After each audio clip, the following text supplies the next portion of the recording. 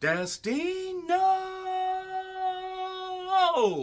1, 2, 3. Once again, Tetsuya Naito staying atop the professional wrestling world as the IWGP World Heavyweight Champion for the last time. Probably, but the man overcame a lot of adversity, a lot of injuries. People thought that he might not be able to make this show, but he was able to once again achieve his Destino, beating his one-time stablemate, Sonata, in front of almost 30,000 people inside the Tokyo Dome. So let's rejoice, let's enjoy, and let's hope that Naito can have a good, lengthy reign before, eventually, like everybody, Father Time catches up, and then Naito just fades away, but is never obsolete. Destino once again achieved. I'm John Renton with my review of New Japan Pro Wrestling's Wrestle Kingdom 18 from the Tokyo Dome in Tokyo, Japan. If you didn't know that, I don't really know what else to tell you. So, first things first, I apologize for not having this review up shortly after the show was done. Unfortunately, I had to work late last night, and I was tired, so I decided to just catch this on demand. And also, if you do not see as much New Japan content in this year, or in 2025 or whatever, like you have seen in previous years, it's nothing against the hardworking talents in New Japan. But there are just certain things that they're doing. A few things that were on this show that made me think, oh yeah, they still just want to do some stupid shit, even though they have some really high moments. I understand you need to have a pendulum, you need to build people up, but they're doing some repetitive stuff that's getting really goddamn annoying. That being said, a lot of great moments that I will praise, but I'm going to have a few criticisms. Some heavy criticisms. But the great stuff gets a big old golden up. C-block trophy, baby. Thank you, Jen, for sending me this. I really do appreciate it. So, what do you guys think of Wrestle Kingdom? Let me know in the comments, please. And I hope that you have had a terrific New Year so far. And let's see where 2024 takes us as far as wrestling, movies, life in general. So, yeah, English commentary, Chris Charlton and Walker Stewart, who I only have seen maybe one or two shows that Walker has been involved in. He has a good sports, based voice, actually does have a nice tone to him. I really enjoy the dynamic between Chris and Walker. Rocky Romero joined for commentary for the main card. Tiger Hattori is here for the New Japan Rambo. The first name I heard was Chase Owens, so that wasn't exactly the most inspiring start because I find him very boring and bland. The New Japan equivalent of NyQuil.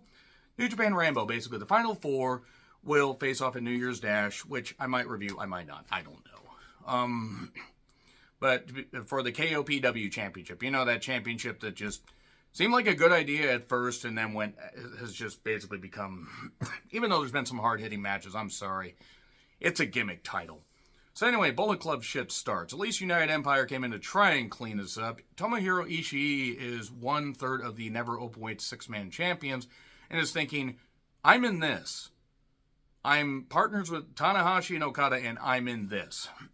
Yujiro shows up and Wado, I'm shocked, wasn't distracted by all the blinky lights on the goddamn rampway. So Yo showed up in a tracksuit and then he attacked Sho when Sho made his entrance. Sho had his wrench. They're still doing this House of Torture bullshit. Fujita, Hayato, I have no idea who he is. They tried to explain that commentary. I never heard of him. If there's matches of his to recommend, please let me know in the comments. So Yo got crouched on the ropes and just sat there for a bit. Iizuka showed up, who had been retired for almost 5 years by this point. And he's almost 60. It looks like he's been spending his retirement getting healthy. And it's never that he was out of shape, but obviously after years and years in wrestling, the man had to retire. But he looked in great shape, looked very cut, and the crowd popped big. They popped for him fingering his opponents violently. Taichi shows up, and he's like, another alliance with Iizuka. No, Iizuka decides to violently finger him. They both get dumped out, so the final four is Okan, Yo, Yano, and Ishimori. Okay. So anyway, the main show starts with Pyro and, President Tanahashi. Tanahashi is the president of New Japan. What a wild time. Glorious hair, by the way. And Rocky Romero joins commentary. He has been busy. He's been a busy little bee, being part of the best friends, when Rocky is a much better wrestler than either of those guys. So TJP and Akira were targeted by by members of the Bullet Club, and there was a coffin on the stage. I saw like clips of this. I don't really care because it involves TJP, but yeah, TJP came out of there as the Oswong that I certainly did not write down as the Aswang. Why would you think that? TJP and Akira, and TJP's in a weird mask. I think it has something to do with Filipino culture. I'm not that familiar with Filipino horror culture. And he took on Clark Connors and Dermot Mulroney. That's what I'm going to call him now. And yeah, junior tag titles. And basically the theme of this, shout out to one of my friends in Texas, is if you were wearing white, you were likely going to lose. TJP has missed. Remember when Kabuki and Muda did mist and it was actually really cool? Now everybody does mist. I think I could do the mist if I actually tried.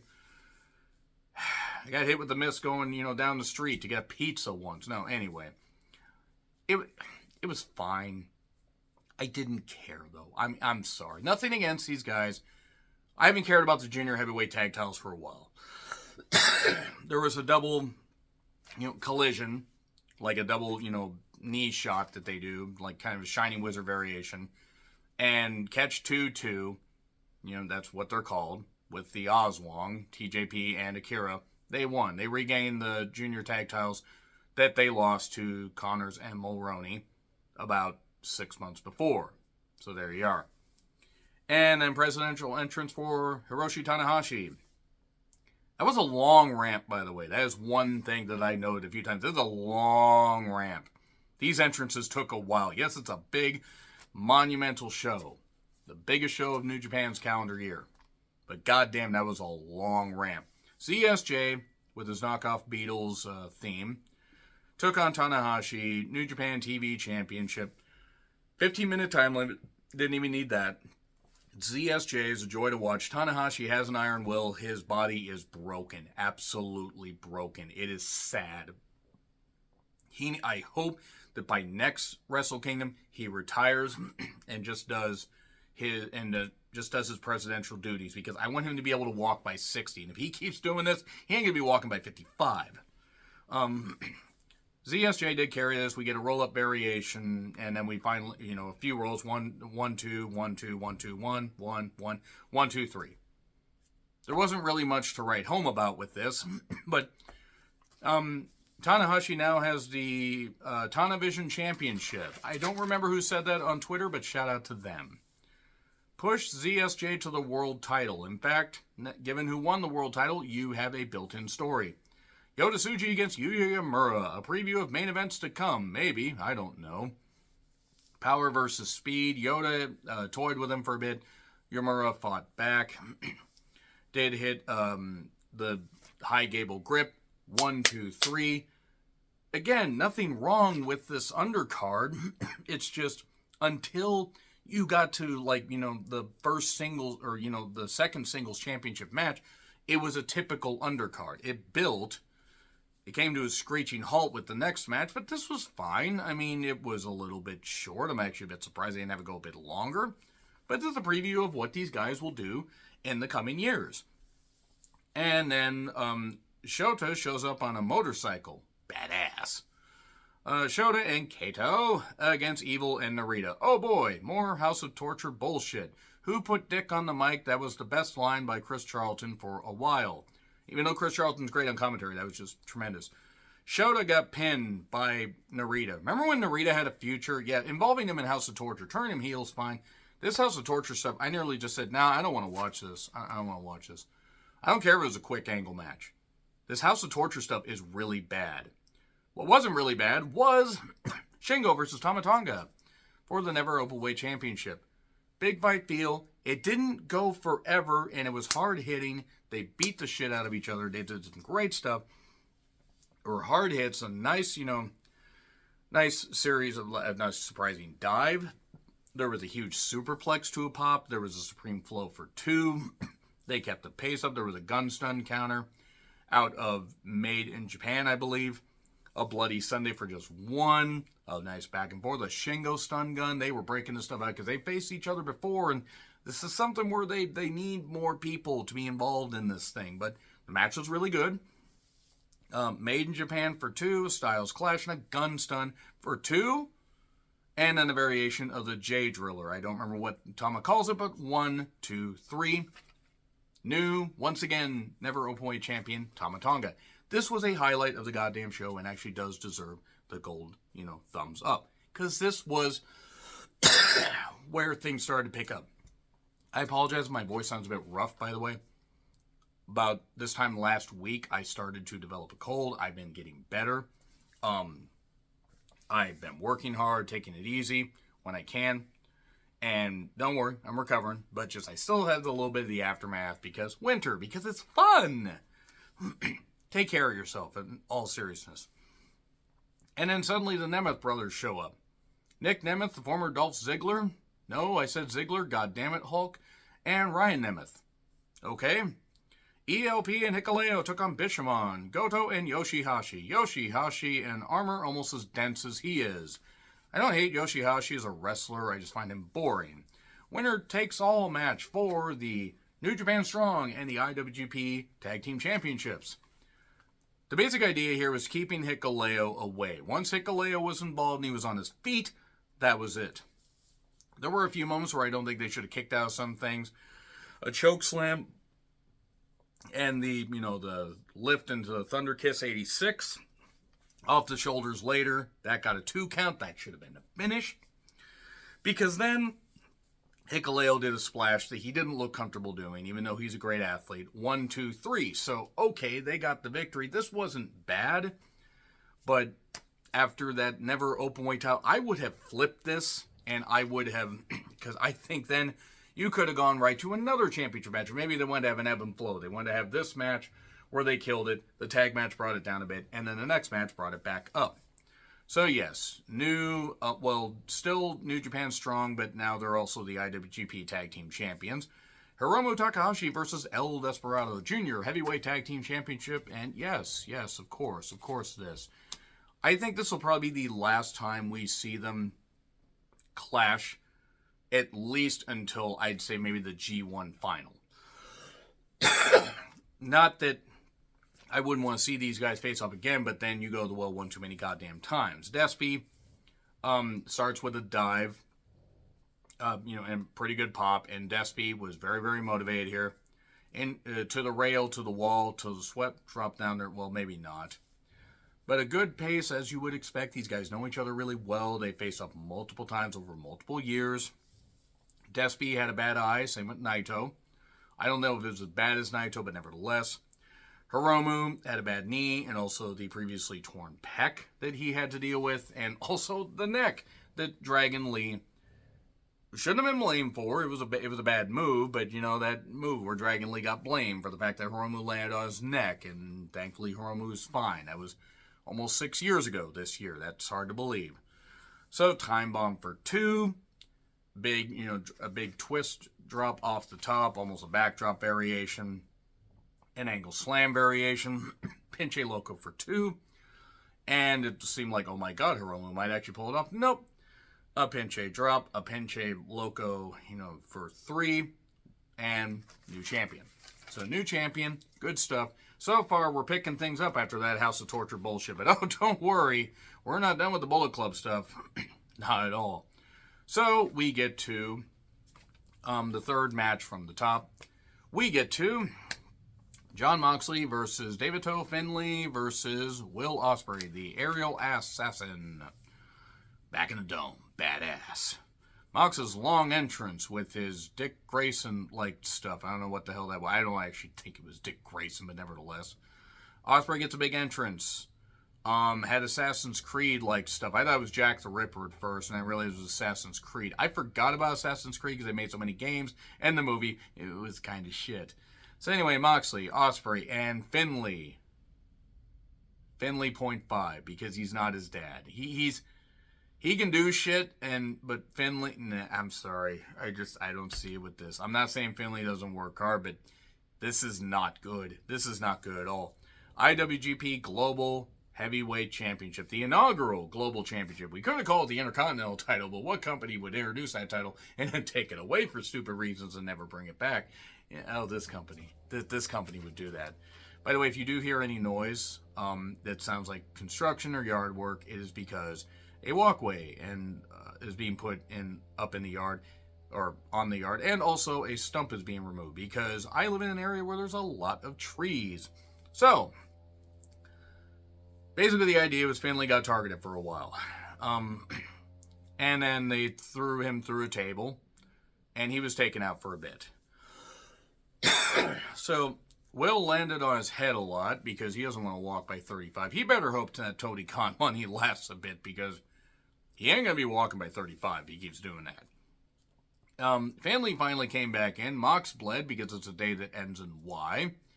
And a moonsault outside. So we got some pretty good stuff going right here.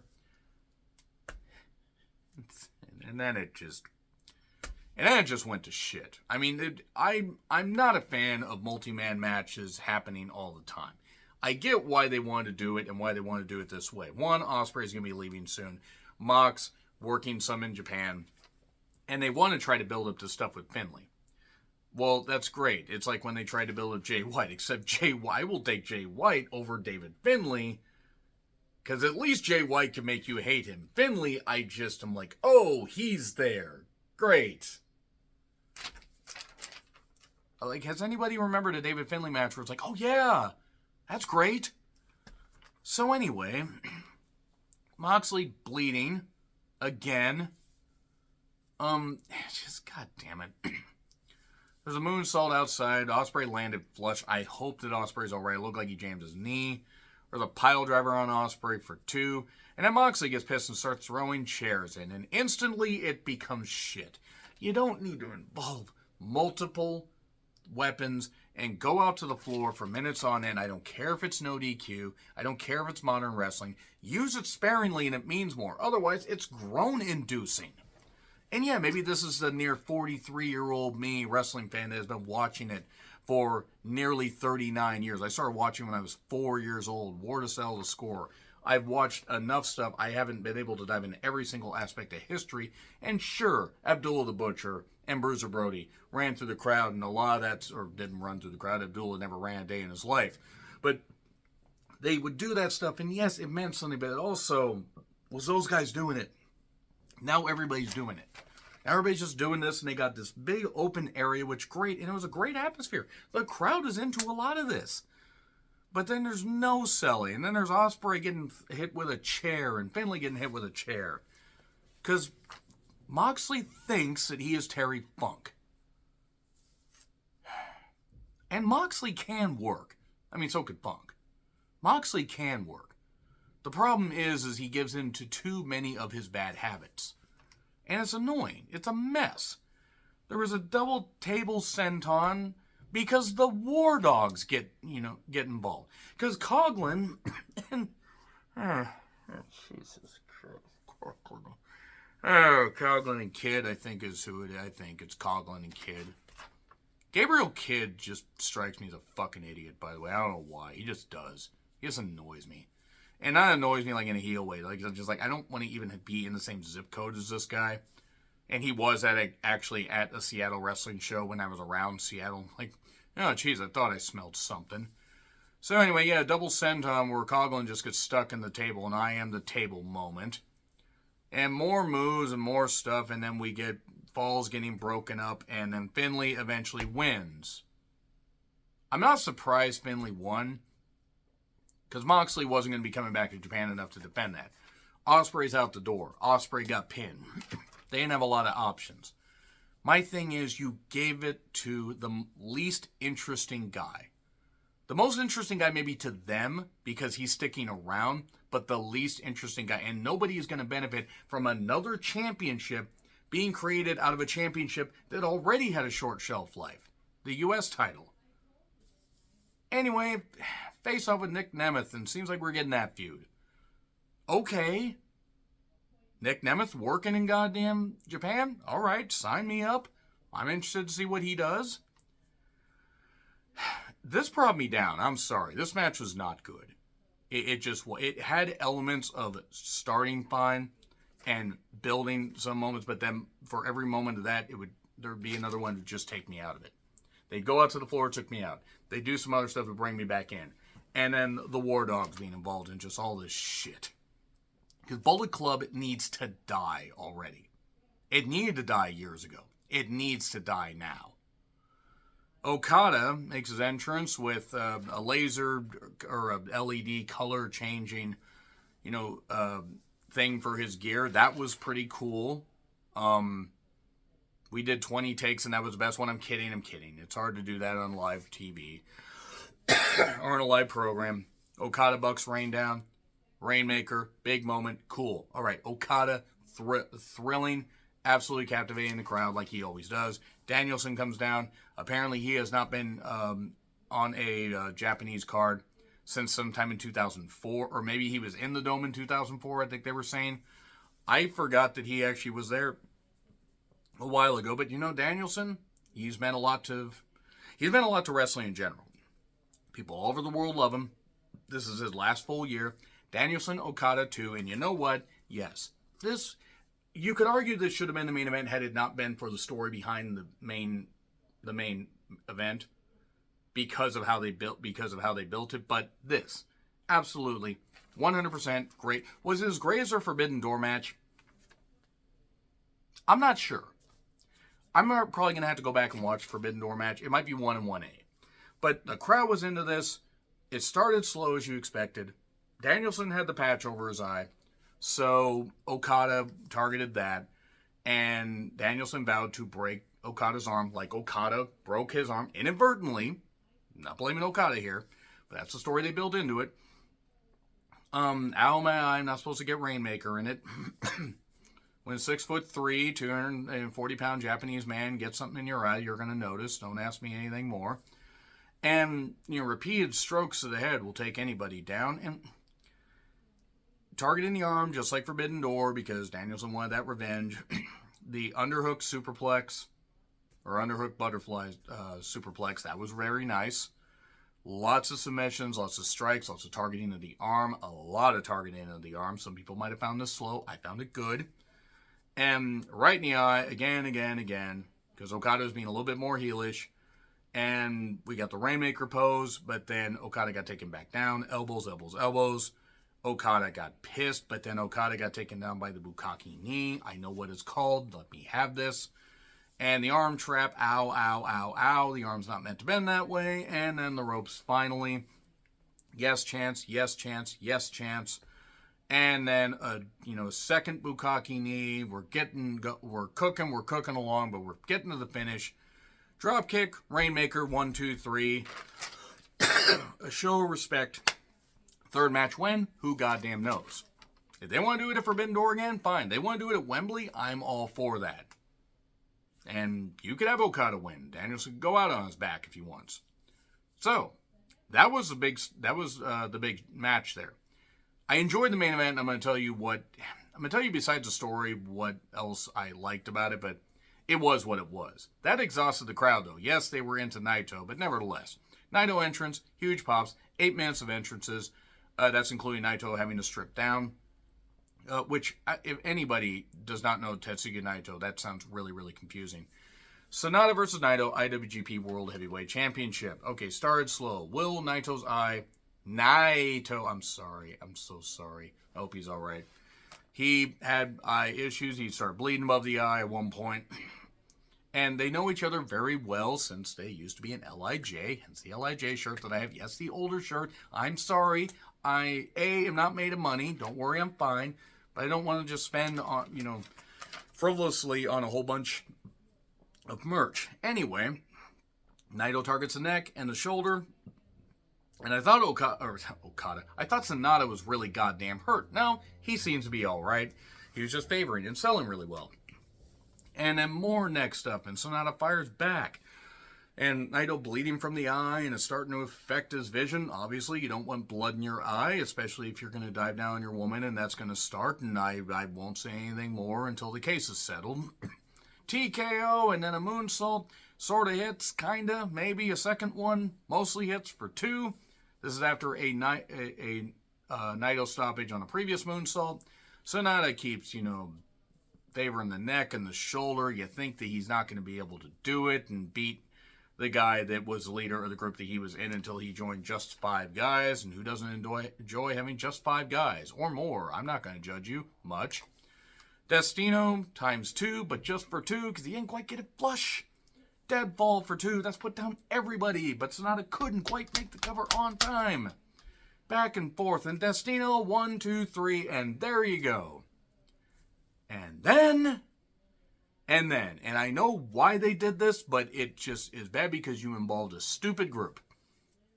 Evil and Dick insert themselves again. The crowd is pissed. Sonata eventually fights them off. And we get a bit of show respect between the two guys. And then Naito cuts a promo and celebrates. Okay, the moment gets a thumbs up. The show itself does for the positives. There are still issues with New Japan, programming and shows in general. And it's an issue across all of wrestling. So I may review New Year's Dash, I may not, I don't know.